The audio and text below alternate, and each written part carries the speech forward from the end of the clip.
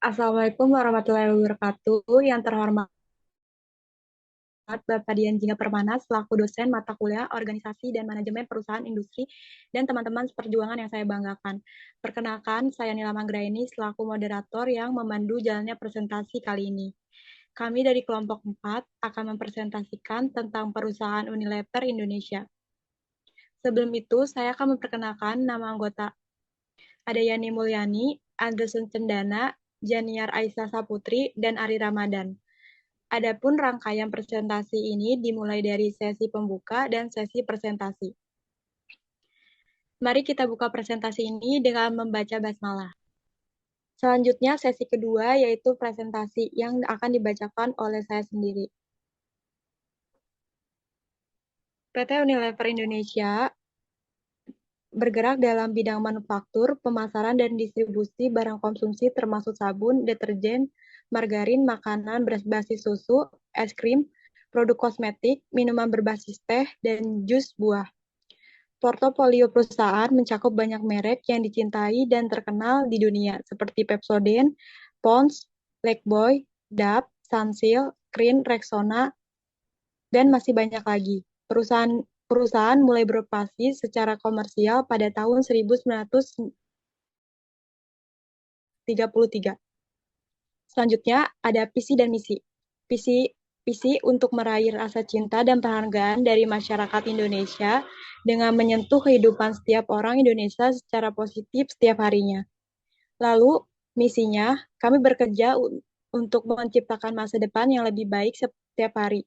Yang kedua, kami membantu konsumen merasa nyaman, berpenampilan baik, dan lebih menikmati hidup melalui brand dan layanan yang baik bagi mereka dan orang lain.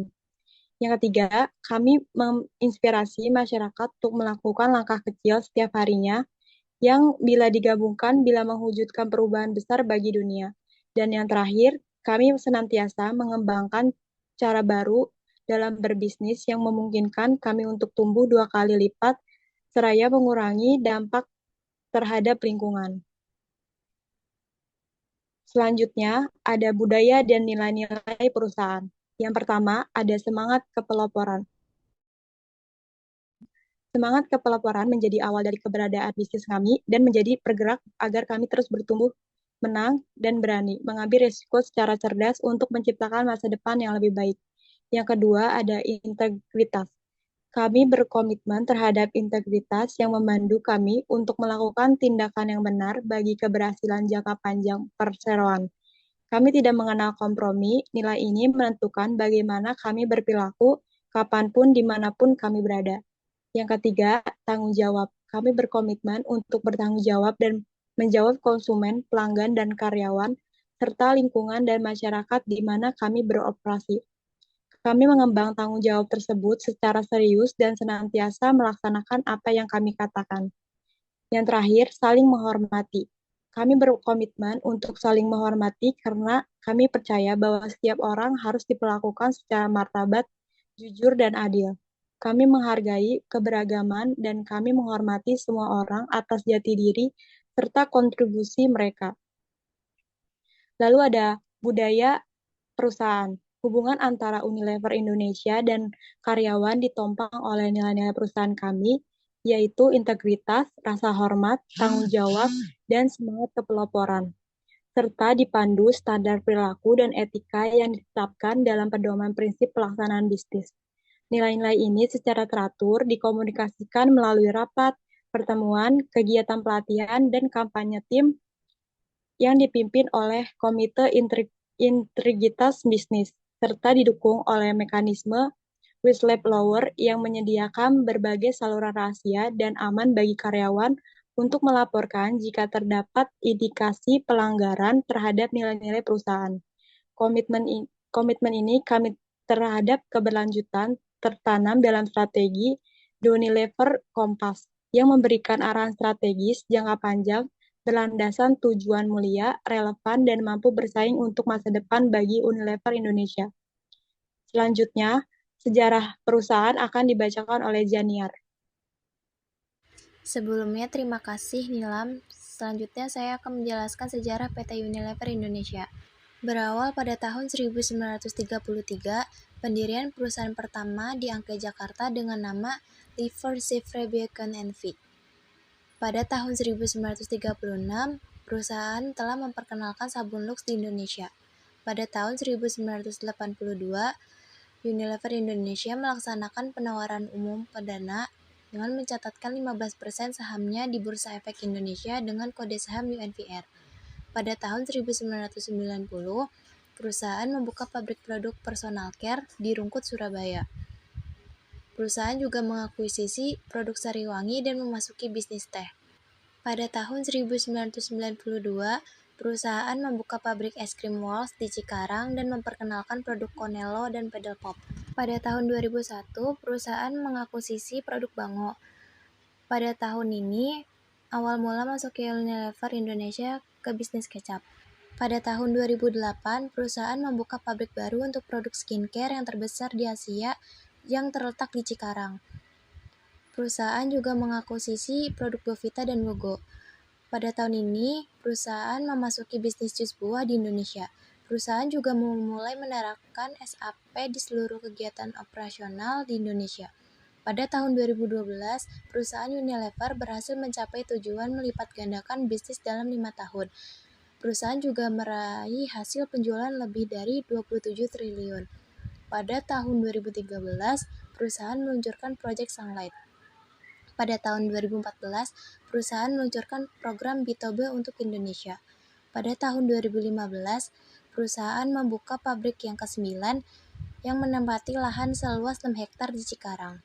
Pada tahun 2016, perusahaan memindahkan kantor pusat di area seluas 3 hektar ke Green Building di BSD City, Tangerang. Pada tahun 2017, perusahaan memperingati 35 tahun pencatatan saham Unilever Indonesia di Bursa Efek Indonesia. Pada tahun 2018, perusahaan mendapatkan divestasi aset dengan kategori split pada tanggal 2 Juli tahun 2018 dengan nilai transaksi sebesar 2,8 triliun. Pada tahun 2019, perusahaan memperoleh persetujuan pemegang saham pada tanggal 20 November tahun 2019 atas perubahan nilai nominal saham perusahaan dari nilai nominal Rp10 per saham menjadi Rp2 per saham karena adanya stock split efektif per 2 Januari tahun 2020. Kemudian pada tahun 2020, perusahaan meluncurkan kampanye dengan hashtag Mari Berbagi Peran dengan komitmen 200 miliar untuk membantu masyarakat menghadapi pandemi COVID-19. Pada tahun 2021, perusahaan mendukung pemulihan ekonomi dengan mendonasikan 1.400 kabinet pendingin vaksin untuk menyukseskan program vaksinasi serta berpartisipasi dalam program vaksinasi gotong royong untuk karyawan. Terima kasih. Pada slide selanjutnya akan dijelaskan oleh Yani Mulyani. Untuk selanjutnya, saya akan menjelaskan tentang struktur organisasi PT Unilever Indonesia Tbk.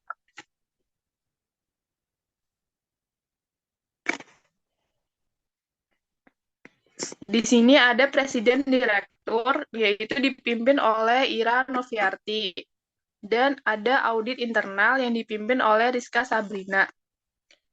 Dan ada sekretaris perusahaan, yaitu Reski Damayati. Direktur Home and Personal Care, yaitu Trend to Tree. Selanjutnya ada Direktur Food. Direktur Food ini dipimpin oleh Herni Raharja. Dan ada Direktur Ice Cream and Marketing Service yang dipimpin oleh Memoria Dwi Prasita. Ada Direktur Supply Chain yang dipimpin oleh Rizky Raksanugraha. Ada Direktur Customer Development yang dipimpin oleh Badri Narayanan. Ada Direktur Human Resource and Corporate yang dipimpin oleh Willy Sailan. Ada Direktur and Corporate Sekretari Jenderal Korsel Reski Damayanti. Dan ada Direktur Finance yang dipimpin oleh Arif Budaya, dan ada Direktur Operation Eni Hartati Sampurno. Oke, baik, terima kasih. Selanjutnya adalah poin keempat, di mana poin keempat ini adalah pembahasan dari organisasi yang telah kami ambil. Oke, di pembahasan kali ini kami akan membahas tantangan yang dihadapi dalam menumbuh kembangkan industri. Dalam hal ini saya akan mengambil dari dua sudut pandang, dari sektor informasi, inovasi, dan juga sektor informasi dan produksi. Oke, kita bahas satu persatu. Oke, yang pertama adalah sektor kemampuan inovasi. Adapun berbagai poin yang didapatkan dari kemampuan inovasi, ada yang pertama, memperkuat dan membuka potensi penuh dari brand-brand besar dan produk utama melalui inovasi. Yang kedua adalah memperluas dan memperkaya portofolio ke premium dan value segment. Yang ketiga adalah memperkuat kepemimpinan di kanal utama dan masa depan. Yang keempat adalah mendorong kemampuan transformasi termasuk e-everything di semua lini dan kapasitas. Yang terakhir adalah tetap menjadi terdepan dalam bisnis yang berkelanjutan. Berikutnya adalah dari sektor teknologi informasi dan juga komunikasi. Fokus yang pertama adalah pada konsumen dan juga pelanggan. Yang kedua adalah perluasan portofolio. Yang ketiga, menciptakan akses. Yang keempat, tidak berkompromi terhadap biaya. Dan yang kelima adalah melanjutkan investasi untuk masa depan. Baik, terima kasih sebelumnya. Di sini saya akan menjelaskan jenis-jenis produk Unilever. Di sini ada contoh yaitu Lifebuoy. Lifebuoy adalah merek sabun yang dipasarkan oleh Unilever. Lifebuoy awalnya dan untuk sebagian besar sejarahnya, sabun karbol yang mengandung phenol. Sabun yang diproduksi hari ini dengan merek Lifebuoy tidak mengandung phenol. Lifebuoy diluncurkan di Inggris oleh William Lever pada tahun 1895 untuk tingkatkan taraf kesehatan masyarakat melalui sabun pembasmi kuman yang terjangkau bagi seluruh masyarakat.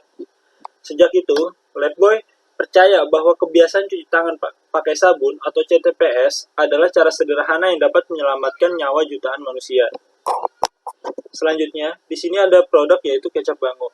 Kecap Bango atau Bango adalah merek kecap manis dan bumbu yang diproduksi oleh PT Anugrah Mutu Bersama dan PT Sekar Laut untuk PT Unilever Indonesia Tbk.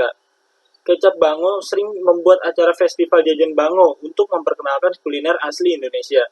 Bango mendukung 10.500 petani kedelai hitam Malika hidup lebih produktif dan sejahtera melalui edukasi praktik pertanian berkelanjutan yang telah mencakup lebih dari 3.900 hektar lahan pertanian di beberapa wilayah di Jawa.